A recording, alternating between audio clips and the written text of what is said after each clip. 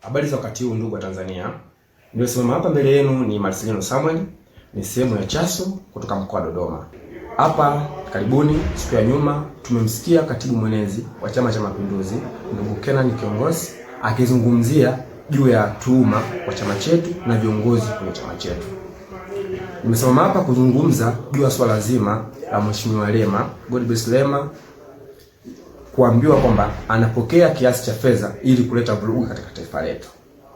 Nilikuwa na maswali machache kwa kiongozi na Chama cha Mapinduzi kwa sababu yeye kama katibu mwenezi anaongea kwa niaba ya chama chake. Sasa tutaka tuulize, hizo pesa milioni 15 anazopewa kila mwezi kwa ajili ya kuanzisha vurugu katika nchi yetu, yeye kama kiongozi na taasisi yake ya Chama cha Mapinduzi waliweza vipi kubaini kuwa anapokea hizo pesa kabla ya jeshi la polisi kuweza kunasa hilo swala? Jambo la kwanza ni tutia mashaka kuaminisha kwamba Chama cha Mapinduzi wanatuhakikishia kuwa na mtandao mpana wa masuala ya kiusalama kuliko serikali, kuliko jeshi la polisi.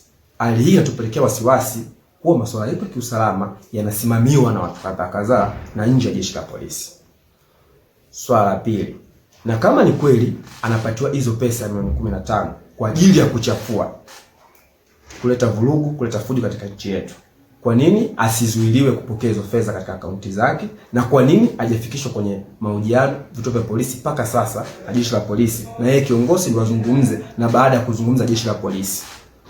Swala tatu, hizo pesa anapokea kwa kina nani na anaanzisha vurugu kwa namna gani, na amefanya nini kuonesha ishara ya kuanzisha vurugu?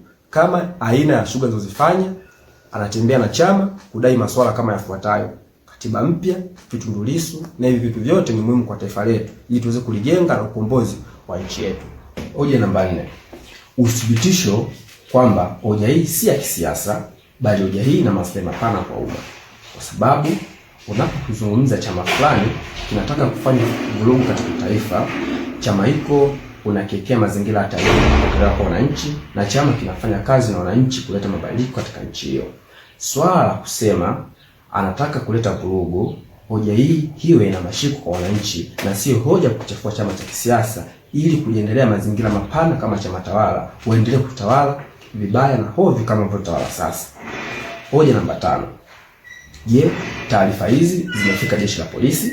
Na kama zimefika jeshi la polisi na vyombo vya ulinzi na usalama, zimechukua maamuzi gani au zimetoa taarifa gani au tamko gani juu ya swala hili? Hoja namba 6. Je, kama ni kiongozi utakuwa tayari kuwajibika endapo hoja zako zitakosa mashiko na ukweli wa swala hili? Mwisho, ingawaje si mwisho, hoja ijibiwe kwa hoja. Haya yote yanatokea baada ya Chadema kusimama na kuzungumza ukweli, kudai katiba mpya, Tundu Lissu, tunakemea serikali dhalimu, hatutaki vitu vya ajabu katika taifa letu, kila Mtanzania ana haki ya kuenjoy nchi yetu, kila mtu ana haki ya kula mema na keki ya taifa letu na sio wachache. Hoja ijibiwe kwa hoja na sio vurugu. Chaso